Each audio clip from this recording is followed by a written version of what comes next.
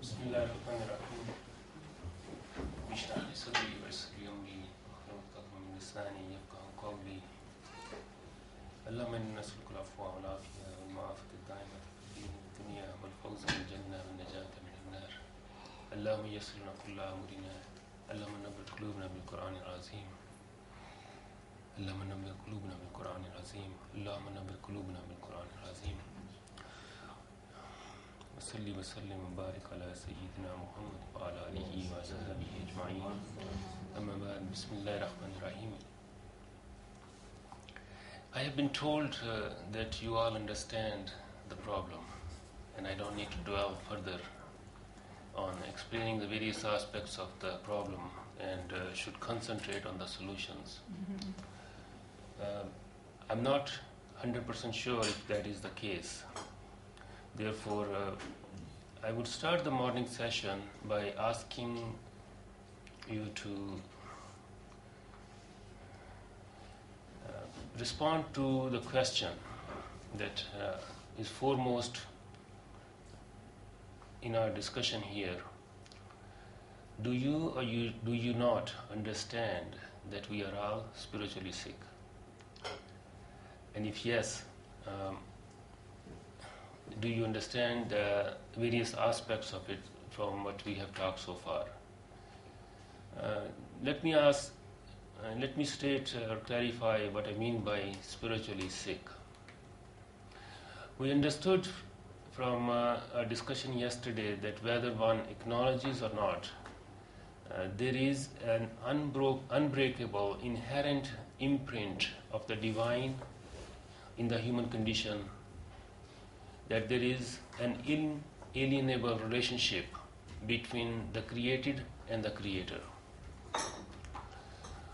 And the sickness that I refer to is either the clouding of that relationship or the severance of that relationship. And we had a spectrum from one end to the other end. On the one hand were the Dahriyun, people who are atheists, who outrightly state that there is no creator. And then on the other side we had the lost believers. And in between there are all kinds of possibilities, states and stations. So my question once more is that, is the problem clear, or is it all a hypothetical situation made up in some minds who claim that, as Martin Ling has this on his in this quote here, there are beyond doubt men in the world of today, perhaps even a majority, who would be inclined to put the question, what is it about our times rather than any other time which has brought the cup of God's anger to the brink of overflow?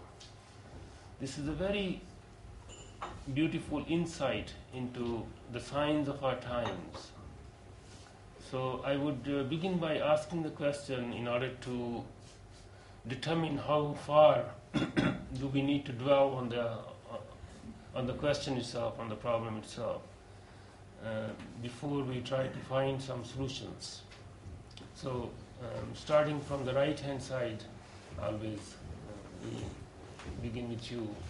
Just be very precise and very honest about the question, because it is a very important aspect of these three lectures, that we clearly understand what is being said. Bismillah. No, I've read books on this, and I've listened to it before, and I've also had experience in while teaching. I was a high school literature teacher, and so it is clear to me. Yes, next. Yes. In reference to your explanation and your answer to the question yesterday, frankly speaking,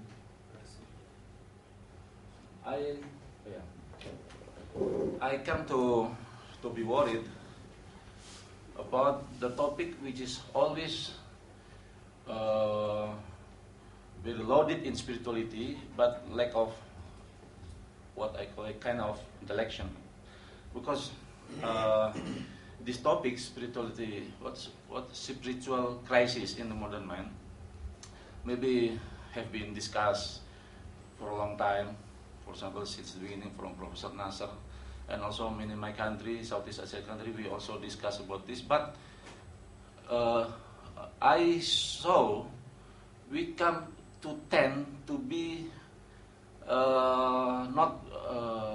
to be very, what I call, very engaged in personal spirituality, with lacking capability to reflect deeper understanding on what we call modernity and something like that. So I mean, in my opinion, we don't face only spiritual crisis, but also intellectual crisis. Because in my opinion, modern philosophy, modernity, modern thought, lack of deep understanding on intellect, on akal. They just use what we call reason. So, in my opinion, spiritual crisis also should embrace embrace or consist the meaning of intellectual, because in Islam akal also akal or heart, it is much very close related to each other. Thank you.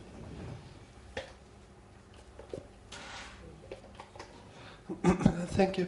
To put it shortly, yes, of course, I think that there is a deep crisis. But my question would be, I think you have defined crisis as the severance of the most fundamental relation. And actually, this crisis isn't it necessary that when a child, for example, comes to this world, he has to be also separated from his mother, and of course it's a big crisis for him.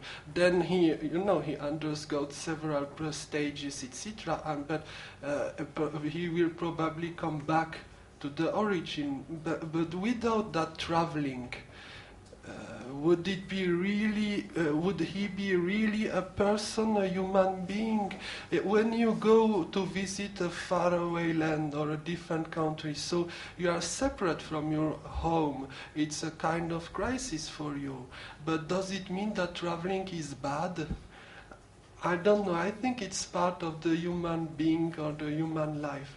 That's my opinion. Assalamu alaikum. I basically agree to what you said yesterday, and I'm wondering where you are proceeding to after that. So I'm looking forward to your lecture today. Thank you.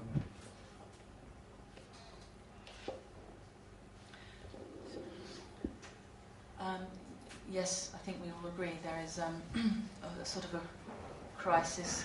I know that the Holy Prophet, peace be upon him, and his family said that he is one of the first signs of the coming of the last era, the end era. So from his time onwards, we are going into a decline in mentality or in thinking. So I remember there was one scholar who differentiated between knowledge and information, and I had this question from someone when I was in London giving a talk on, and I mentioned we are in an age where knowledge is in decline, and he said, but how can you say that, because now we have greater access to texts and with the internet. And I just remembered this differentiation that the scholar had made, and I said there's a difference between knowledge and information. And to be honest, sometimes when I'm out and even or I'm giving a talk, to be honest, I feel the atmosphere in the room is dead.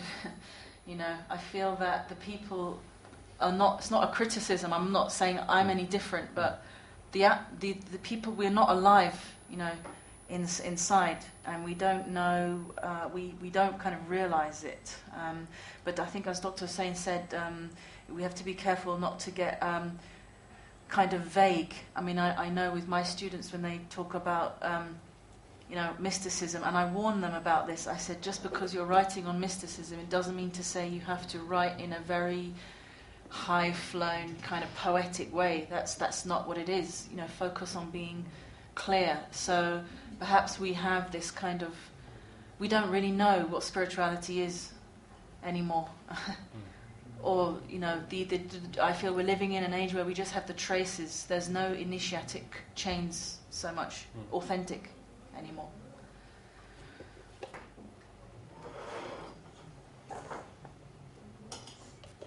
Bismillahirrahmanirrahim. Assalamu alaikum. I think that the crisis that the modern society and humanity faces is wholesome, because when we speak that many of contemporary men and women do not believe in God, we should also notice that worshipping and religious feelings are natural for human beings. So if a person doesn't worship God, he or she will surely worship idol. And such an idol for contemporary humanity is surely money and material values. So these are the values of capitalism that damage and just throw people towards the aims of this dunya, of this world, and thus make them forget about any religious or even human values such as friendship, honesty, love to each other, and so on. And the other aspect of this crisis, which is surely connected with forgetting some religious values, is the deep crisis of gender identification.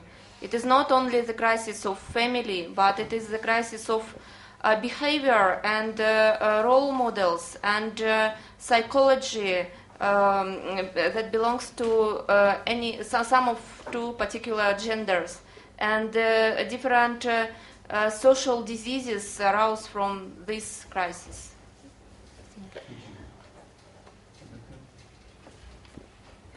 I am, I think, somewhat familiar with the idea that we are suffering from a sickness, and I think it's not just within religious traditions, but that's a common theme also in philosophy. So I very much look forward to any solutions you could offer. Assalamu alaikum. I'm sorry yesterday I left in this room in the middle of your lecture because I was in bad condition. She wasn't feeling well, so But I'm interested in your lecture very much. Thank you.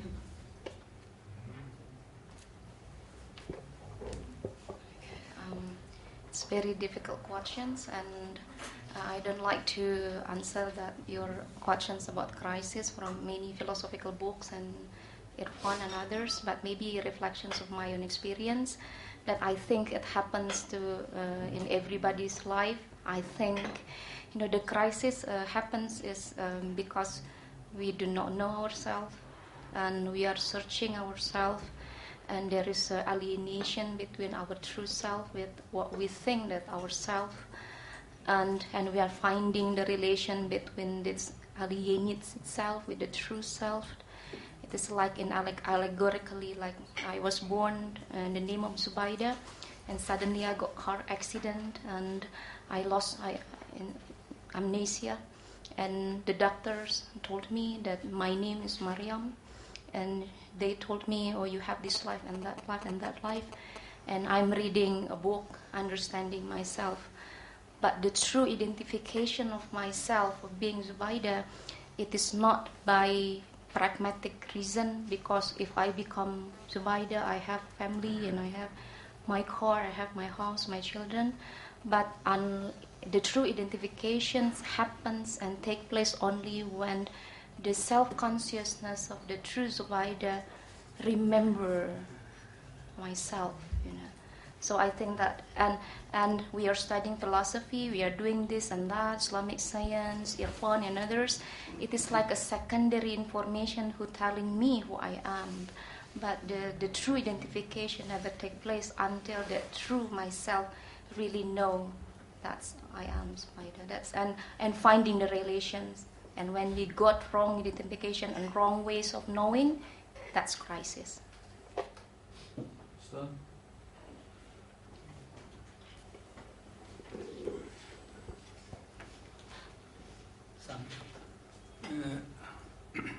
Yes, I am from Japan.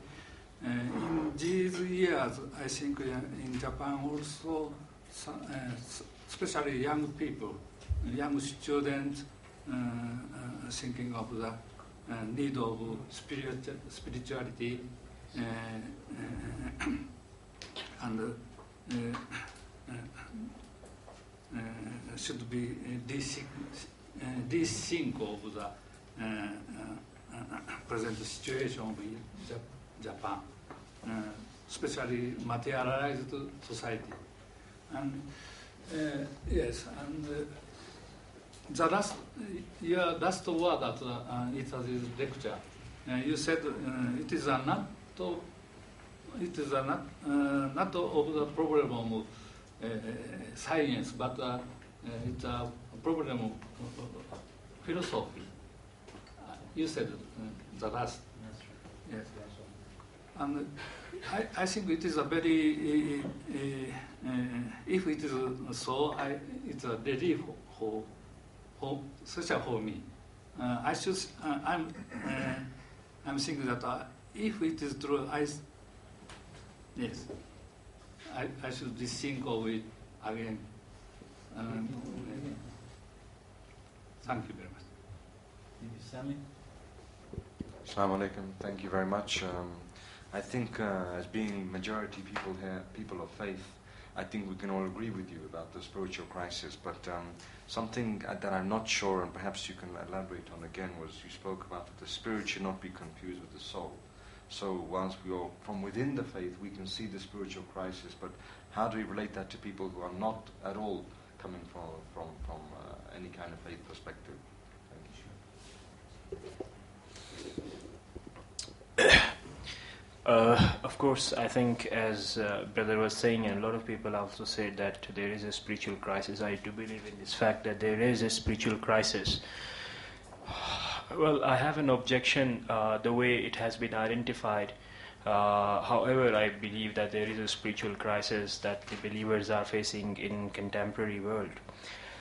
Besides that, the solutions that have been presented so far, obviously we haven't come across your solution, but I would really be interested to see what kind of the solution are you presenting over here. But so far as the contemporary Muslim scholars and the Muslim philosophers, they have presented, so it was like that. Yes, there is a spiritual crisis, but at the same time you find them to be compromising on the capitalist values, capitalist structures. They say that yes, there is a spiritual crisis. We can't leave. We have to bring by one way or the other science. We have to justify technology. We can't, take that. So I find them to be very apologistic. I find them to be very defensive. I don't know what is the reason. So in my analysis so far, before you present some solution, I do agree that there is a spiritual crisis. However, the solutions that are, contemporarily, they have been presented by one way or the other. They have got a lot of problems, and in my opinion, where they start from, because they identify a disease, that spiritual crisis, but the medication that provide brings them again into the same disease. Thank you very much. Sergey and Anastasia, you want to comment?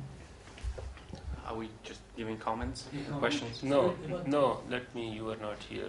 Because it is very important for us to establish a baseline so that we are not vague in our discussion and sessions. So I started the morning session by asking one question, which everyone has responded to, and it's your turn now to respond to the question. The question is, do we have a common understanding that we are suffering from a spiritual crisis, we as human race? So that's the question.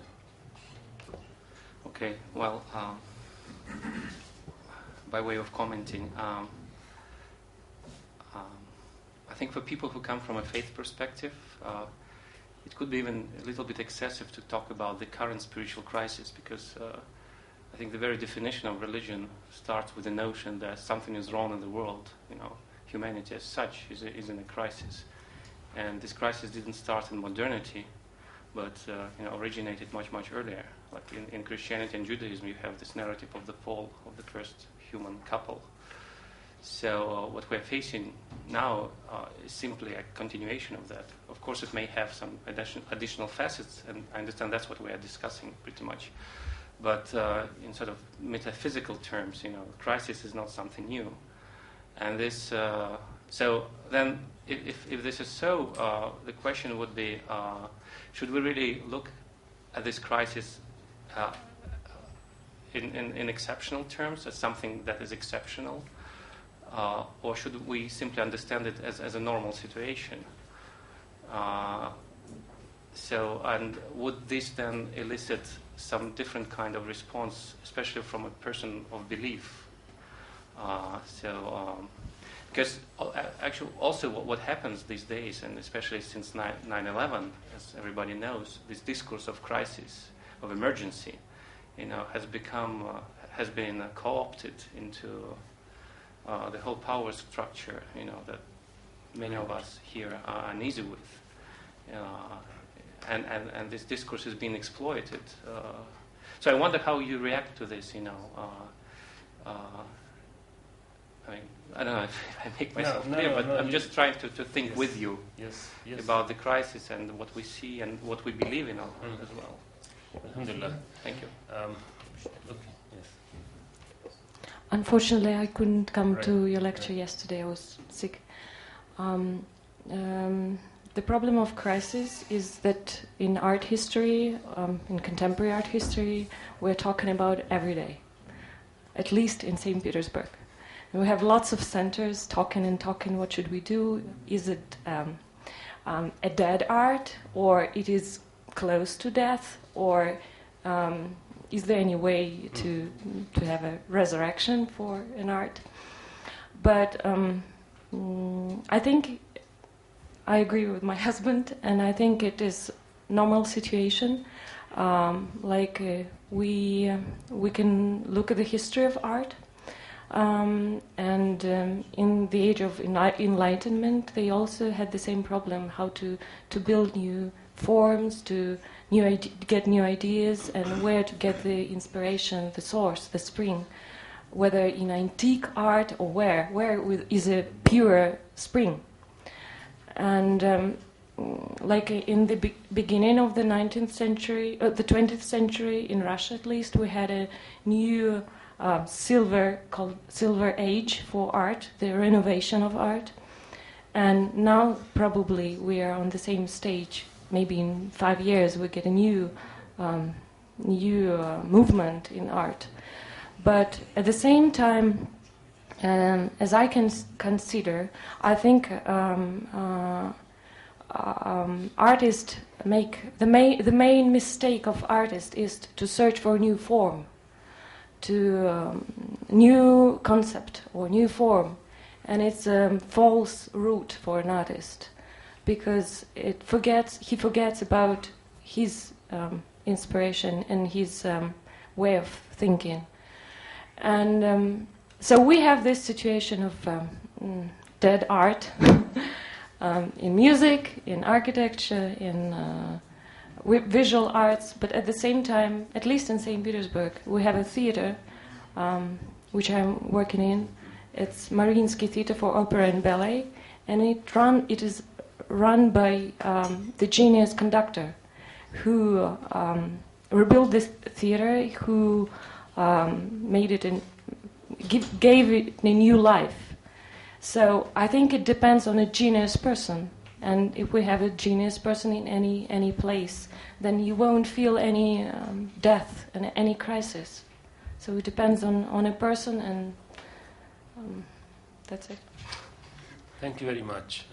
This is really helpful, and I would like to begin this session then with by picking up on two very important responses. Not that other responses were not important, but the two responses which provide us a starting point for today's session are the one where we have to refocus on the definition of crisis, especially in relation to the metaphysical aspect that you mentioned, that crisis actually started from the fall.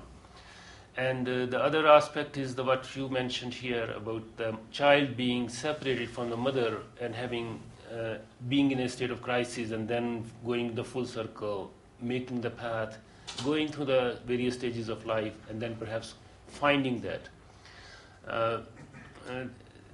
Both are in a way related.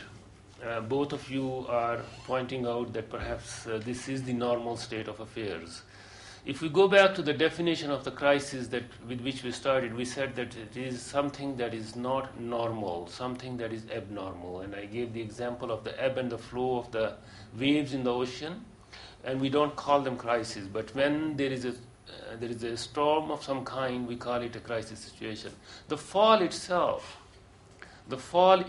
is the human condition. Without the fall, in the religious terms, which is common to all three monotheistic religions, and in Buddhism and in Hinduism and in the various traditions, there is also different kind of story, the origin story from where we started. The severance is there. The severance from the divine is the beginning of the human path. And in a smaller sense, or in a individualistic sense, this is the severance of the child from the mother that starts the process of crisis. But we are not talking about that crisis. That is the normal situation. The crisis that I would like to, that I've been trying to point out, is that the return journey, the journey back to the origin, which was a norm in the traditional societies, which was a given for a majority of human beings to reconnect with the divine in their lives and live this life, which everyone understood to be a specific period of life granted to them to live on this earth, in order to go back, in order to be able to reunite it and find that eternal peace, which in different religious traditions is named differently. So the crisis situation is the disruption at a very large scale and in a very insidious way of the channels, the processes, the methods, the daily routines through which human beings were trying to go back to the source, go back to have a connection with the divine. And what I said yesterday was that it started with the Renaissance. It started with the disruption of the traditional mode, the traditional societies, where the channels, think of this as an ocean to which numerous rivers are flowing into that ocean. Those rivers going to the ocean of the unity, going to the ocean of the unitedness with the divine, the ocean is still there, but the tributes, the channels which were leading to that, they have been increasingly blocked. This is the crisis situation, and there is empirical evidence for that. There is religious evidence for that. And because we are multi-faith group here, and also we have a sister, and I call you sister because you are sister at least in humanity, if not in faith, who does not belong to any religious tradition. So we do have a systematic disruption of the traditional channels which were open to humanity for going back to the divine. And we have three. Yesterday we focused on the personal. Today we begin with focusing on the general, on the larger society. We have three, what I call the reigning orthodoxies of modernity: democracy, individual freedom, and the free market enterprise. Now, many in the world today, especially in the Western world, take these three to be the fundamental core values of their civilization, and by extension, these three are supposed to be the fundamental value system of all humanity. So we have the case of raining down democracy in Libya, for example, through B-52 bombers. Democracy comes to Afghanistan in the form of these huge bombers that throw down democracy, plant democracy. Democracy is something that is taken to be the universal human aspiration, something that is, at least in the West, and at least in their projection, the entire, the ideal system that any system of governance anywhere in the world can have is this, what I call the tyranny of the 51%.